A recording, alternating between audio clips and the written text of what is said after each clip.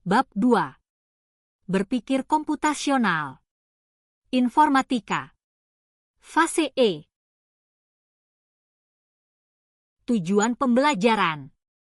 1. Siswa memahami algoritma proses searching, baik yang sederhana maupun yang lebih efisien. 2. Siswa mampu menerapkan strategi algoritmik untuk menemukan cara yang paling efisien dalam proses searching. Kegiatan inti.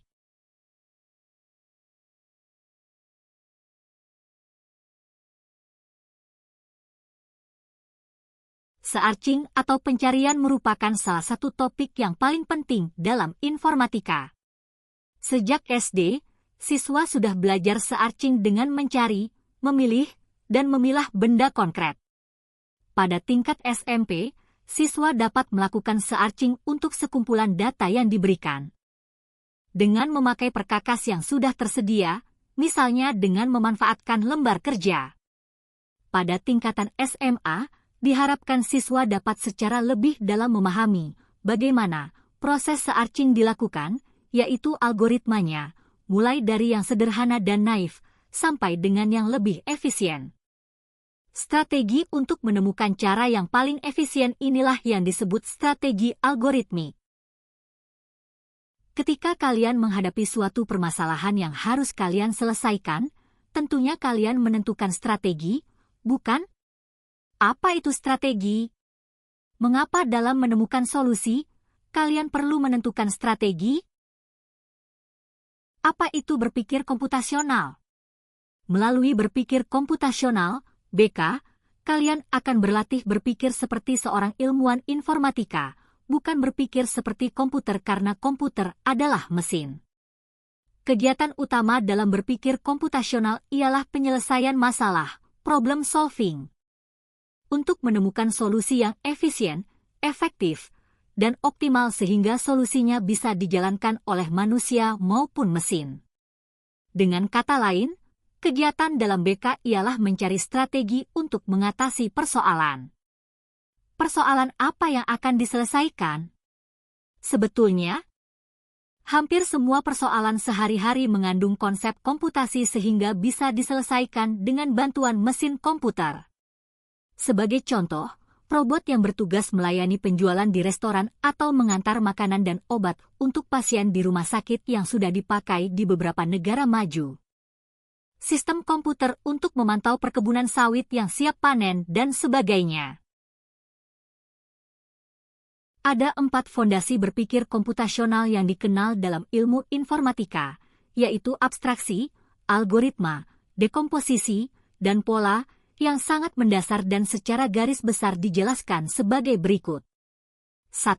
Abstraksi. Yaitu menyarikan bagian penting dari suatu permasalahan dan mengabaikan yang tidak penting sehingga memudahkan fokus kepada solusi. 2. Algoritma. Yaitu menuliskan otomasi solusi melalui berpikir algoritmik, langkah-langkah yang terurut untuk mencapai suatu tujuan, solusi. Jika langkah yang runtut ini diberikan ke komputer dalam bahasa yang dipahami oleh komputer, kalian akan dapat memerintah komputer mengerjakan langkah tersebut. 3. Dekomposisi.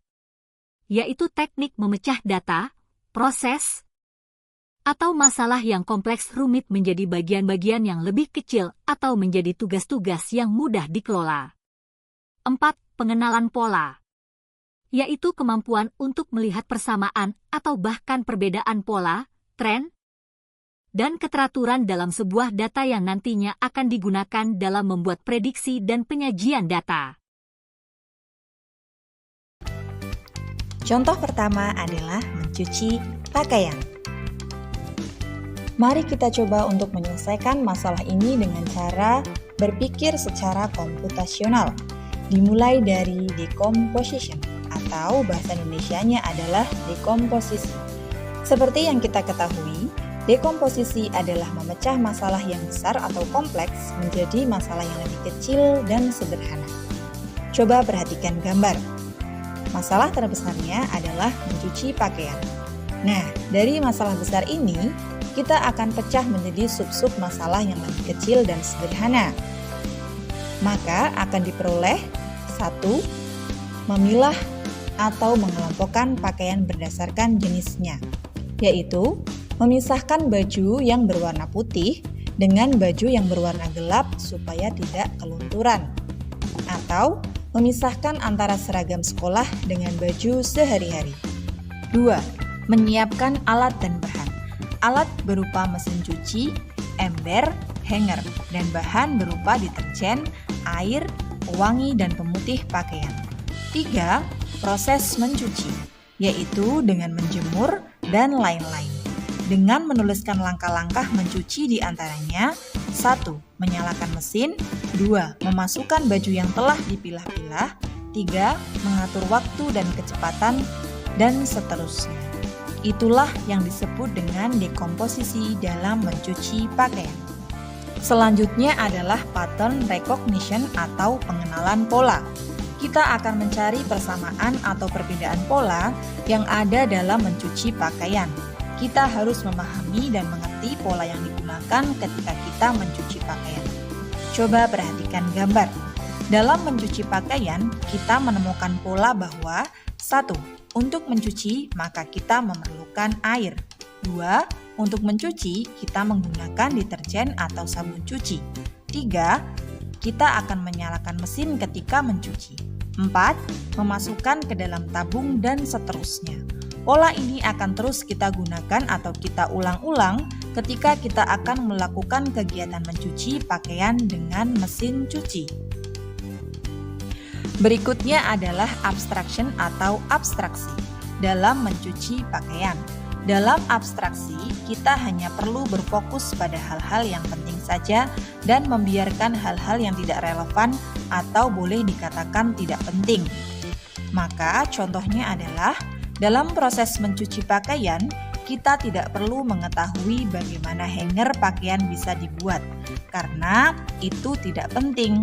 Maksud dari tidak penting adalah mengetahui cara hanger dibuat tidak akan berpengaruh pada proses mencuci baju, karena pembuatan hanger bukan bagian dari proses mencuci baju. Lalu yang terakhir adalah algorithm design.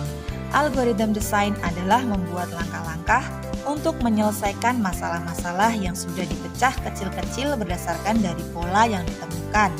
Dari mencuci pakaian, maka algoritma yang terbentuk adalah 1. Pilih baju yang akan dicuci. 2. Masukkan ke dalam mesin cuci. 3. Kemudian masukkan deterjen. 4. Tekan tombol sesuai urutan. 5. Tunggu sampai selesai. 6. Ambil pakaian yang telah dicuci dari mesin cuci. 7. Jemur di tempat yang cukup dengan sinar matahari. 8. Jika sudah kering, maka angkat pakaian tersebut dan rapikan. Contoh kedua adalah memasak nasi goreng. Mari kita mulai dari metode pertama, dekomposisi. Masalah terbesarnya adalah memasak nasi goreng. Kita akan pecah masalah tersebut supaya menjadi sub-sub masalah kecil yang lebih sederhana lagi. Di mana ketika memasak nasi goreng, maka kita membutuhkan alat berupa wajan, spatula, pisau, dan lain-lain, bahan, nasi, telur, minyak goreng, dan lain-lain, bumbu, bawang merah, bawang putih, gula, garam, dan lain-lain, dan juga langkah-langkah. Proses memecah dari masalah besar menjadi sub-sub masalah kecil inilah yang disebut dengan dekomposisi.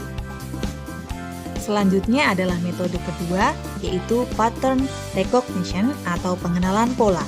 Kita akan mencari pola yang berulang maupun pola yang berbeda dari memasak nasi goreng. Ditemukan bahwa untuk membuat satu porsi nasi goreng, kita memerlukan waktu lebih kurang 10 menit. Maka, pola ini bisa kita gunakan kembali ketika suatu saat nanti kalian akan memasak nasi goreng di lain waktu. Pola yang kedua, karena kita pernah membuat nasi goreng, kita juga dapat membuat kue tiaw goreng. Dikarenakan proses dan bumbunya hampir sama, kita dapat melihat bahwa pola untuk membuat nasi goreng dan kue tiaw hampir sama, meskipun bahan dasarnya berbeda, yaitu nasi putih dan mie kue tiaw. Metode berikutnya adalah abstraction. Kita hanya harus berfokus pada hal yang penting saja dan mengabaikan hal-hal yang tidak relevan atau kurang penting. Maka, dalam memasak nasi goreng, didapati bahwa agar lebih efektif dan efisien, dalam kurung waktu 10 menit, kita bisa membuat 5 porsi nasi goreng dengan menambahkan bumbu dan bahannya. Sama-sama memasak dalam waktu 10 menit, tapi jika memasak dalam satu porsi kita cukup menggunakan 1 porsi nasi putih, untuk memasak 5 porsi, maka kita hanya perlu menambahkan bumbu dan bahannya saja, dan dalam waktu 10 menit itulah kita sama-sama bisa membuat nasi goreng dalam porsi yang berbeda. 2. Ketika membuat sepiring nasi goreng, kita tidak perlu memperhatikan bagaimana sebuah kedelai dapat diolah menjadi kecap, karena hal itu tidaklah penting. Maksudnya adalah, kita tidak perlu memperhatikan bagaimana kedelai diolah menjadi kecap, karena hal tersebut tidak berpengaruh pada proses memasak nasi goreng kita. Metode yang terakhir adalah algorithm design, yaitu dengan melakukannya secara step by step atau membuat langkah-langkah yang berurutan logis dan rinci mulai dari proses awal sampai proses akhir. Maka dalam proses memasak nasi goreng dapat dibuat algoritma sebagai berikut. 1. Panaskan secukupnya minyak. 2. Goreng telur dan masukkan bumbu. 3. Masukkan nasi putih dan bumbu lainnya. 4. Cek rasa. Jika sudah pas, angkat dan sajikan. A. Pencarian, searching. Mencari adalah menemukan sesuatu yang bisa berupa benda, angka, konsep, informasi yang memenuhi kriteria tertentu dalam suatu ruang pencarian. Masalah pencarian sangat umum ditemukan di dalam kehidupan, termasuk dalam dunia komputasi. Ketika melakukan suatu pencarian, kalian harus menemukan suatu benda atau objek yang memenuhi kriteria tertentu dari sekumpulan benda atau objek lain. Beberapa contoh dalam masalah pencarian. 1. Mencari buku dengan judul tertentu di rak buku perpustakaan. 2. Mencari pakaian batik seragam kalian di lemari yang berisi semua pakaian yang kalian miliki. 3. Mencari dokumen atau web tertentu dengan mesin pencari seperti Google. Masalah pencarian dapat dibuat dalam bentuk yang lebih formal agar dapat diterapkan pada banyak kasus. Elemen pada masalah pencarian meliputi hal-hal berikut. 1. Sekumpulan benda atau objek. 2. Kriteria dari benda atau objek yang dicari. 3. Pengecekan benda atau objek untuk memeriksa apakah ia memenuhi kriteria pencarian. Pertanyaan selanjutnya ialah bagaimana strategi untuk mencari. Banyak cara yang dapat kita lakukan, misalnya, kita dapat mengambil pakaian secara acak dan mengecek apakah pakaian tersebut ialah seragam batik. Cara lain, misalnya dengan memeriksa pakaian dari yang berada paling atas ke paling bawah. Tentunya, ada banyak strategi lain yang dapat kalian gunakan. Ada strategi yang lebih baik daripada strategi yang lain, bergantung pada keadaan benda atau objek tersebut saat pencarian dilakukan. Tentunya, kita akan lebih mudah mencari suatu buku dengan judul tertentu di lemari perpustakaan yang tersusun rapi dengan aturan tertentu dibandingkan dengan mencarinya di sebuah lemari yang berantakan.